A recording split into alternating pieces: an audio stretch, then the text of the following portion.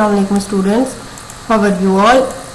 अच्छा, आज हम पढ़ने जा रहे हैं रेडियोलॉजी पेपर ए में। हमारे पास एक टॉपिक है जो कि होमोजीनियस और हेटेरोजीनियस एक्सरे बीम है, यानी बीम है हमारे पास, जिसमें हम फर्स्ट में पढ़ेंगे होमोजीनियस बीम के बारे में कि होमोजीनियस बीम हमारे पास किस तरह का बीम होता है।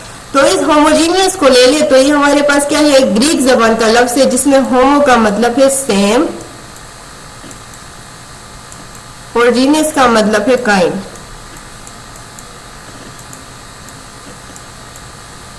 ठीक है, तो इसका क्या मतलब हुआ, होमोजीनियस का मतलब हुआ सेम काइंड, यानी यकसान, एक जैसा। ठीक है, तो होमोजीनियस बीम हमारे पास किस तरह का बीम है। A homogeneous X-ray beam can be defined as beam that contain photons of only one energy as compared to heterogeneous X-ray beam containing several photons of energies। यानी ये हमारे पास वो बीम होता है जिसमें कंटेन होता है, जिसपे क्या मुश्तमिल होता है, photons of only one energy, यानी यहाँ पे वन एनर्जी के photons होते हैं। लेकिन जब हम उसको कंपेयर करेंगे हेटेरोजीनियस एक्सरे बीम के साथ, तो हेटेरोजीनियस एक्सरे बीम में हमारे पास क्या होता है, क्या कंटेन होता है, मुश्तमिल होता है सेवरल फोटॉन्स ऑफ एनर्जीज, यानी इसमें क्या है, सेवरल फोटॉन्स ऑफ एनर्जीज होते हैं हमारे पास हेटेरोजीनियस एक्सरे बीम में। बट होमोजीनियस एक्सरे बीम में हमारे पास क्या होता है, photon of only one energy होता है। ठीक है, when homogeneous X-ray beam passes through a medium, its intensity falls exponentially with the distance covered। ठीक है, ये हमें क्या कहता है, जब होमोजीनियस बीम किसी मीडियम से पास हो रहा होता है, देन इसकी इंटेंसिटी जो है वो क्या होता है, फॉल होता है विद डिस्टेंस कवर, यानी जितना ये डिस्टेंस को कवर करके जा रहा होता है, देन ये क्या हो जाती है, इसकी जो इंटेंसिटी है वो क्या हो जाता है, फॉल हो जाता है, तेजी से ये क्या हो जाता है, फॉल हो जाता है। तो जब raise in the tube current will increase the intensity of the X-ray beam, जब a no change in the homogeneity of X-ray beam, जब हम एक्सरे ट्यूब की जो करंट है उसको ज्यादा करते हैं, यानी जिसको हम एमए कहते हैं। ठीक है, जब हम इसको ज्यादा करेंगे वो क्या करेगा, इंक्रीज द इंटेंसिटी, यानी एमए को अगर हम ज्यादा करेंगे वो क्या करेगा, increase the intensity of X-ray beam, यानी एक्सरे बीम की इंटेंसिटी को वो क्या करता है, ज्यादा करता है, और at no change in the homogeneity of the X-ray beam, और इसके जो होमोजेनिटी जो होता है एक्सरे बीम की, इसमें कोई चेंज नहीं आता। कब, जब हम केवीपी यानी ट्यूब करंट को रेज करते हैं। ठीक है, increasing the beam filtration will reduce the intensity of the X-ray beam and increase the homogeneity of the X-ray beam। जब हम इंक्रीज करते हैं फिल्ट्रेशन को, यानी जब हम किसी चीज को फिल्टर करते हैं, इसमें जो चीज हमें नहीं चाहिए होता वो तो फिल्टर करते हैं ना, जिस तरह हम किसका एग्जांपल ले ले, जिस तरह हम आटे को छन्नी से वो कर लेते हैं, जिसमें हमें जो चीजें नहीं चाहिए होती उनको तो हम साइड पे कर देते हैं। सेम इसी तरह तो हमारे पास क्या होता है, हम एक्सरे बीम को भी फिल्टर करते हैं। ठीक है, जब हम फिल्ट्रेशन को ज्यादा करेंगे तो वो क्या करेगा, रिड्यूस करेगा, कम करेगा इंटेंसिटी ऑफ एक्सरे बीम को। ठीक है, इंटेंसिटी हमारे पास क्या है, प्रोडक्ट है क्वालिटी और क्वांटिटी का। ठीक है, ये हमारे पास product of quality and quantity है। ठीक है, एक्सरे तो जब हम फिल्ट्रेशन को ज्यादा करेंगे वो रिड्यूस करेगा इंटेंसिटी ऑफ एक्सरे बीम को and increase the homogeneity of X-ray beam, यानी फिर क्या करेगा, इंक्रीज, यानी जो होमोजेनिटी है उसको इंक्रीज करेगा फिल्ट्रेशन, और इंटेंसिटी को क्या करेगा, ये रिड्यूस कर देता है। अच्छा, रिड्यूसिंग द ट्यूब वोल्टेज, जब हम रिड्यूस करते हैं ट्यूब वोल्टेज को, देन वो क्या करता है, decrease the homogeneity. Tube voltage में हमारे पास क्या आता है, केवीपीए। ठीक है, जब हम रिड्यूस करते हैं ट्यूब वोल्टेज को तो वो क्या करता है, will increase the homogeneity and intensity of the X-ray beam, यानी वो क्या करता है, डिक्रीज करता है, कम करता है, होमोजेनिटी को भी कम करेगा एक्सरे बीम की, और इंटेंसिटी को भी वो क्या करता है, कम करता है। क्या चीज, जब हम ट्यूब वोल्टेज को रिड्यूस करते हैं तो वो करता है होमोजेनिटी और इंटेंसिटी ऑफ एक्सरे बीम को। ठीक है, using target material with a higher atomic number will increase the intensity and increase the homogeneity, therefore producing good diagnostic images। जब हम टारगेट मटेरियल जो मतलब एनोड में जो हमारा टारगेट मटेरियल होता है वो हम हायर एटॉमिक नंबर का यूज करेंगे, अगर हमारे पास हायर और इसकी एटॉमिक नंबर जो वो अगर हायर होगी तो फिर वो क्या करेगा, इंक्रीज करेगा इंटेंसिटी को इंक्रीज करेगा and increase the homogeneity of X-ray beam. यानी हमारे पास जो टारगेट मटेरियल है इसकी एटॉमिक नंबर अगर हाई हो देन वो क्या करेगा, इंक्रीज करता है इंटेंसिटी को भी और इंक्रीज करता है होमोजेनिटी को। तो जब हमारे पास इंटेंसिटी और होमोजेनिटी दोनों बढ़ जाएंगे, दोनों ज्यादा होंगे, देयरफॉर इसलिए हमारे पास क्या बन जाता है, प्रोड्यूसिंग गुड डायग्नोस्टिक इमेज। तो इसके नतीजे में हमारे पास क्या अच्छे तरह के सही तरह के डायग्नोस्टिक इमेजेस प्रोड्यूस होते।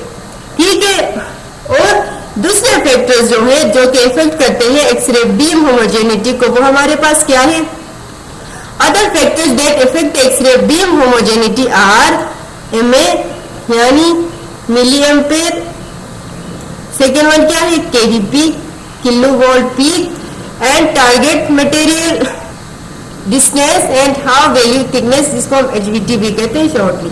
ठीक है, ये वो फैक्टर्स है जो कि इफेक्ट करते हैं होमोजेनिटी ऑफ एक्सरे बीम को, जो कि हमारे पास एमए केवीपी और टारगेट मटेरियल है। यानी टारगेट मटेरियल में हमारे पास इस तरह का इसकी एटॉमिक नंबर अगर कम होगी तो हमारे पास इंटेंसिटी भी क्या हो जाती है और होमोजेनिटी भी खास नहीं होता। लेकिन अगर इसकी एटॉमिक नंबर ये जो टारगेट मटेरियल है वो हाई होगा देन हमारे पास क्या प्रोड्यूस होंगे, गुड इमेजेस प्रोड्यूस होंगे। ठीक है, और डिस्टेंस यानी अगर हम डिस्टेंस ज्यादा रखेंगे देन हमारे पास क्या होता है, होमोजेनिटी डिक्रीज होगी। एंड हाफ वैल्यू थिकनेस हमारे पास क्या है, which is that thickness of a specified material which reduce the intensity of beam of X radiation to half of its original value. यानी क्या हमारे किसी स्पेसिफाइड मटेरियल की थिकनेस का बता रहा है तो वो क्या करता है, यानी थिकनेस जो है वो थिकनेस अगर ज्यादा होगी तो वो क्या करता है, रिड्यूस करता है किस चीज को, इंटेंसिटी को। यानी यहाँ से जो बीम आ रहा है उसकी इंटेंसिटी को रिड्यूस करता है to half of its original value. यानी इसके ओरिजिनल वैल्यू से इसको क्या कर देता है, हाफ कर देता है, जिसको हम क्या नाम देते, हाफ वैल्यू थिकनेस का नाम देते। ठीक है, तो ये हमारे पास कुछ फैक्टर्स है जो कि हमारे पास एक्सरे बीम की होमोजेनिटी को क्या करते, इफेक्ट करते। ठीक है, अब हम बात करेंगे हेटेरोजीनियस बीम के बारे में कि हेटेरोजीनियस बीम जो है वो हमारे पास किस तरह का बीम होता है।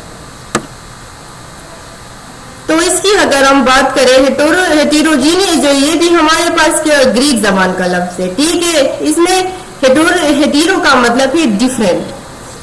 ठीक है, इसमें अगर आप ले लीजिए हेटेरो का मतलब है डिफरेंट।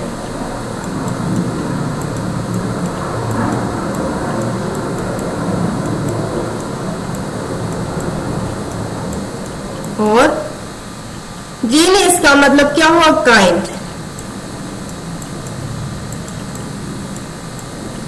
ठीक है, हेटेरो मीन डिफरेंट, जीनियस का मतलब हुआ काइंड। तो ये किसके और किस तरह के बीम होगा, मतलब डिफरेंट काइंड का। ठीक है, मुख्तलिफ किस्म का क्या होगा, यानी इसमें जो फोटॉन्स होते हैं वो क्या होंगे, डिफरेंट एनर्जीज के होंगे। जिस तरह के हमारे पास होमोजीनियस बीम का हमने पढ़ा है वो क्या है हमारे पास, वो था इसमें जो फोटॉन्स होते हैं इनमें क्या ओनली वन एनर्जी के होते थे, बट हेटेरोजीनियस में हमारे पास क्या होता है, डिफरेंट एनर्जीज के फोटॉन होते। तो ये हमें क्या कहता है, the X-ray beam used in diagnostic radiology are heterogeneous. यानी हमारे पास एक्सरे बीम जो है वो डायग्नोस्टिक रेडियोलॉजी में यूज होता है। वो कौन सा बीम होता है, हेटेरोजीनियस बीम होता है। ठीक है, डायग्नोस्टिक रेडियोलॉजी में हमारे पास जो एक्सरे बीम यूज होता है वो कौन सा है, हेटेरोजीनियस है। तो हेटेरोजीनियस का क्या मतलब हुआ, हेटेरोजीनियस का मतलब वही है कि डिफरेंट का है।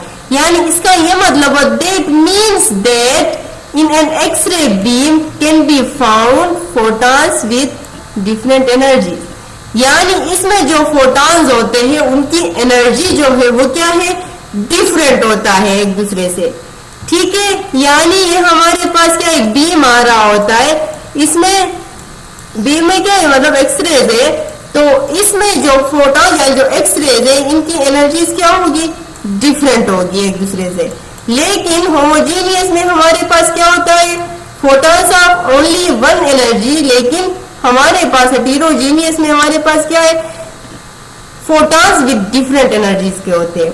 यानी दिस फिनोमेनन हैपेंस, ये जो है ये किस वजह से होता है, the interaction of electrons with the anode both characteristic and bremsstrahlung radiation में आकर।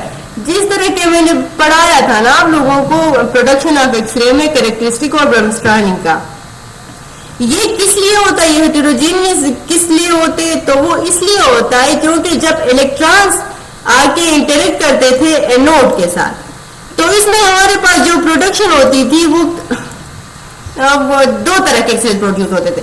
एक होता था हमारे पास कैरेक्टरिस्टिक, एक होता था ब्रह्मस्ट्रालिंग। तो जो हमारे पास जो कैरेक्टरिस्टिक एक्सरेज थे इनकी एनर्जी कितनी थी हमारे पास, 69 केईवी, ठीक है, 69 केईवी के एनर्जीज इसमें होते थे। बट ब्रह्मस्ट्रालिंग का कितना था, उनकी एनर्जीज को अगर हम देख लेते थे अप टू, ये मैंने आप लोगों को पढ़ाया भी, अप टू 100 केईवी। तो हो गए ना एनर्जीज, तो उनकी डिफरेंट हो गई। तो ये हमारे पास क्या है, हेटेरोजीनियस बीम की बात कर रहा है। यानी एक्सरे बीम जो हमारे पास डायग्नोस्टिक रेडियोलॉजी में यूज होते हैं वो क्या है, हेटेरोजीनियस होते हैं। तो इसका क्या मतलब है, यानी this means that in an X-ray beam can be found photons with different energies. यानी एक्सरे बीम में जो फोटॉन्स होंगे वो क्या होंगे, डिफरेंट होंगे। तो ये क्या है, दिस फिनोमेनन हैपेंस, यानी ये किस लिए होता है, happens because in the interaction of electrons, यानी जो इलेक्ट्रॉन्स की इंटरेक्शन होता है फ्रॉम कैथोड टू एनोड, तो वो क्या होता था, जब वो जाके आके इंटरेक्ट करते थे हमारे पास एनोड के साथ, तो दो तरह के एक्सरेज प्रोड्यूस होते थे। कौन से वाले, एक कैरेक्टरिस्टिक प्रोड्यूस होते थे और दूसरा हमारे पास क्या था, ब्रह्मस्ट्रालिंग रेडिएशन प्रोड्यूस होते थे। तो इसमें अगर इनकी एनर्जीज को देखें, कैरेक्टरिस्टिक की एनर्जी जो था वो डिफरेंट था, बट ब्रह्मस्ट्रालिंग जो एक्सरेज है उनकी एनर्जी हमारे पास क्या थी, डिफरेंट थी।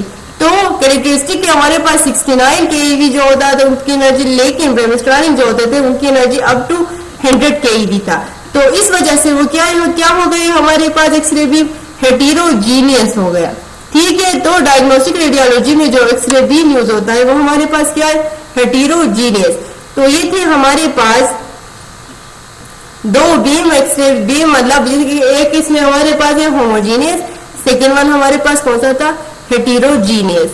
तो आज के लिए इतना ही। आई होप आप लोगों को समझ आ गया होगा, और thank you so much for listening. और अगर आप लोगों को कोई क्वेश्चन, कोई क्यूरीज है, देन आप कमेंट सेक्शन में हमसे पूछ सकते हैं।